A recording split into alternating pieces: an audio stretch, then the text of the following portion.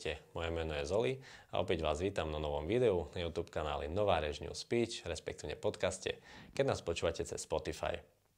Téma dnešného nového videa, respektíve podcastu, bude Neočakávaj výsledky ihneď.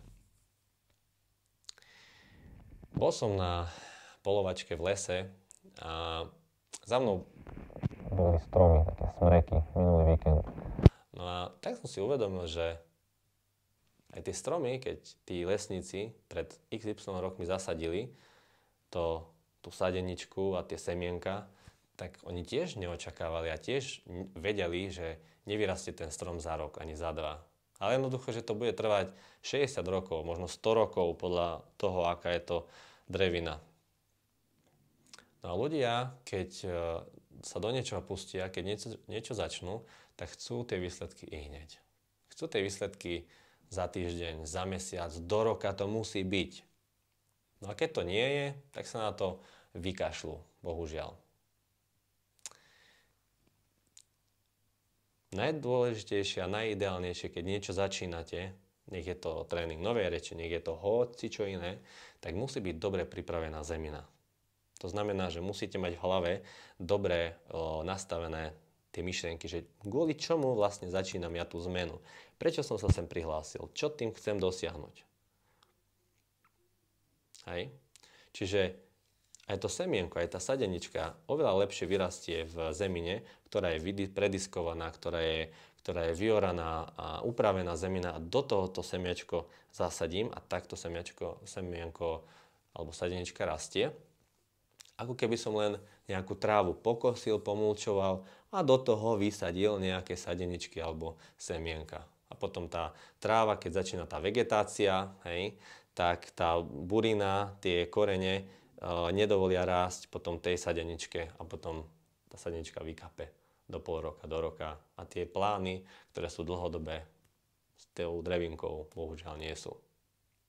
No a takto je to presne aj s tréningom, či už novej reči, alebo hoci akého tréningu, ako som aj spomínal, keď sa na nejaký sebarozvojový tréning prihlásite, tak musíte mať tú zeminu dobre pripravenú. To znamená, že mať v hlave poriadok, kvôli čomu a prečo to začínam. A keď sa rozhodnem pre niečo, tak vytrvať. Vytrvať a nevzdať to hneď pri tom prvom neúspechu, ktoré môže kľudne prísť aj po týždni, môže prísť aj po mesiaci, kľudne aj po roku, aj po troch. Aj môže prísť nejaký breakdown, proste brain down teda, že vás to pohltí nejakej zlej emócii, nejakej zlej myšlienke, uveríte v tej danej chvíle, v tom danom momente a jednoducho ako keby ste padli.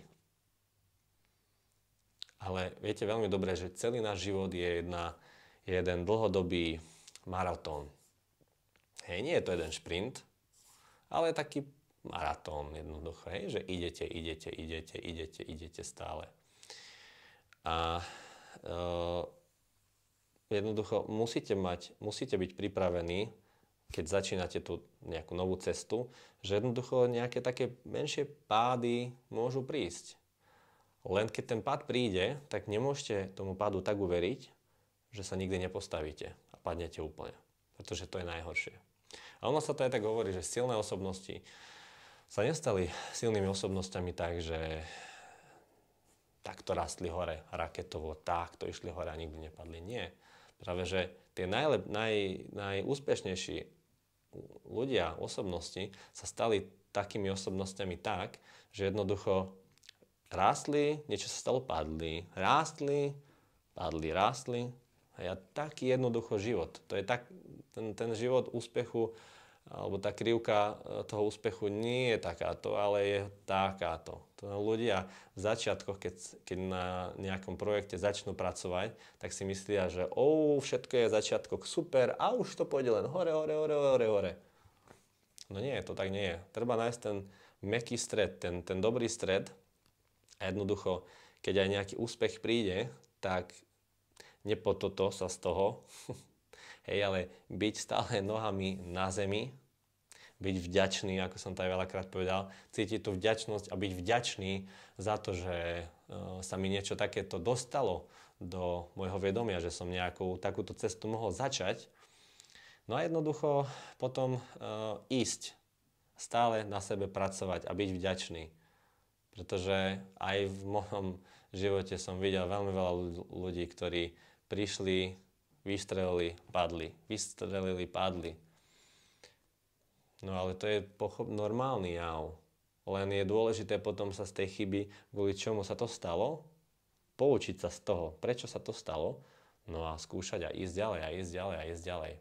Takže keď začnete aj tréning novej reči, a keď sa vám možno nebude chcieť, nechcete cvičiť, nechcete trénovať, stále myslíte na to, že jednoducho sme ľudia, nie sme roboti.